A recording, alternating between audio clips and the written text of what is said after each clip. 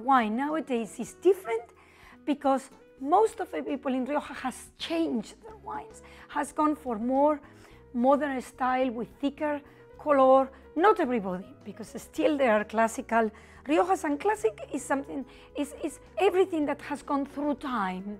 And we, because are faithful to our style and our history, our wine is different purely on that basis.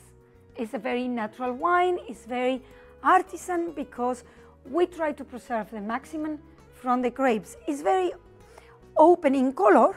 If you notice, the wine has not a thick color. This was a fashion that was born in the 80s.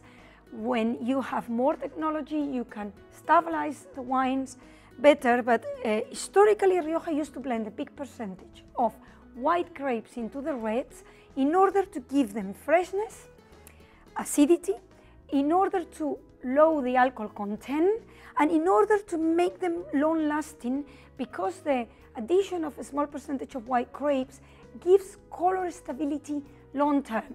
And you can see that they are not cloudy, extremely bright.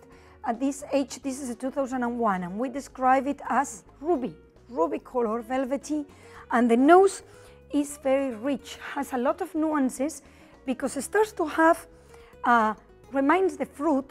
Normally the Tempranillo is the biggest percentage. The Tempranillo, when it's very young, smells licorice. Here it had lost the licorice flavor and the nuances are more cacao, smoked, more difficult to describe. And we learn generation by generation. I learned everything from my grandfather and from my dad. My dad used to get very annoyed when people call him a winemaker. I'm not a winemaker. He never studied winemaking. I'm a winemaker. And he used to take us to the vineyards every Sunday and teach us about the garnacho, the leaves, how the grapes are grown, everything. It's like we learn generation by generation. My sister already is teaching her two little daughters, and already they've done several tastings of grapes. You learn first by tasting the grapes. Each grape has a different composition of sugar, acidity, and you learn at home. My great-grandfather, if you look at the architecture of the winery, he was very modern.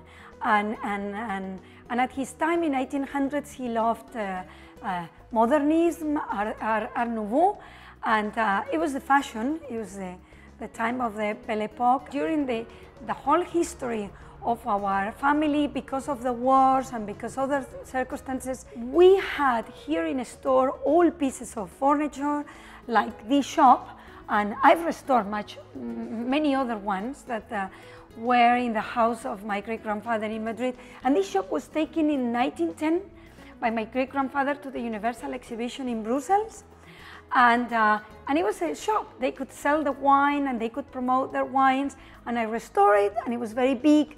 My father got very annoyed because we didn't have a space where to display, where to store it safely, and that's why I contacted Zaha Hadid, because I love the architecture of previous centuries, and we keep on maintaining and being faithful to the project of our great-grandfather, but I like the architecture of 21st century, and I wanted to add something valuable and important to our family, our company, and that could be enjoyed by everybody, by the society, by the visitors, and that's why I contacted a very modern architect.